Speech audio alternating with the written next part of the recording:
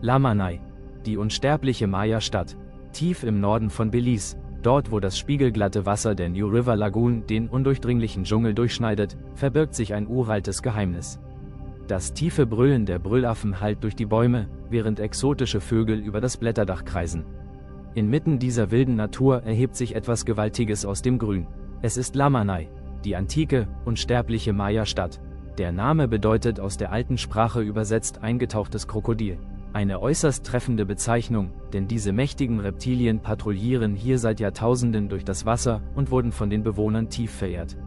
Lamanai ist kein gewöhnlicher Ort.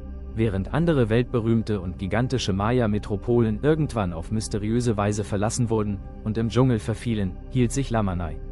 Über unfassbare 3000 Jahre lang war dieser Ort durchgehend bewohnt. Es ist eine Stadt, die den Aufstieg und den Fall eines ganzen Reiches miterlebt und überlebt hat. Wer heute vor diesen massiven, in den Himmel ragenden Steinbauwerken steht, wird unweigerlich mit drängenden Fragen konfrontiert.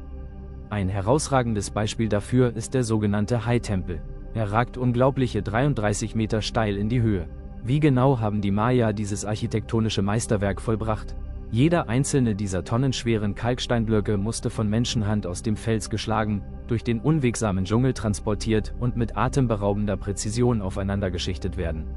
Und wie hat es diese Stadt geschafft, über Jahrtausende hinweg wirtschaftlich und politisch so unglaublich stabil zu bleiben, während das restliche Maya-Reich um sie herum allmählich zerfiel? Archäologen gehen heute davon aus, dass die strategisch perfekte Lage am Fluss der entscheidende Schlüssel war. Die Lagune diente als antike Autobahn. Hier wurde reger Handel getrieben, mit Obsidian, Jade und sogar wertvollem Kupfer. Lamanai war reich, extrem gut vernetzt und dadurch weitaus krisensicherer als Städte tief im Landesinneren, die fast ausschließlich auf den Regenfall angewiesen waren. Trotz jahrzehntelanger intensiver Ausgrabungen hütet die Stadt weiterhin gigantische Geheimnisse. Tatsächlich schlummert der mit Abstand größte Teil von Lamanai noch immer unentdeckt unter dichten Erdhügeln und dicken Baumwurzeln. Der Dschungel gibt seine Schätze nur widerwillig frei. Ein absolutes Highlight und gleichzeitig ein großes Rätsel ist der Maskentempel. Dort blicken gigantische, aus Kalkstein gemeißelte Gesichter, die fast 4 Meter hoch sind, auf die Besucher herab. Wen genau stellen diese mystischen Gesichter dar, die teilweise Züge von Krokodilen tragen? Sind es alte Herrscher, längst vergessene Könige oder Wächter der Unterwelt? Und welche Rituale fanden in den dunklen, verborgenen Kammern tief im Inneren dieser Pyramiden statt? Die Steine schweigen bis heute. Sogar die jüngere Geschichte der Stadt birgt faszinierende Rätsel des Widerstands. Im 16. Jahrhundert tauchten fremde Eroberer aus Europa auf. Sie versuchten, die Kontrolle zu übernehmen und errichteten ihre eigenen Gebäude direkt auf den alten Tempelanlagen der Maya, um deren Kultur buchstäblich zu überschreiben.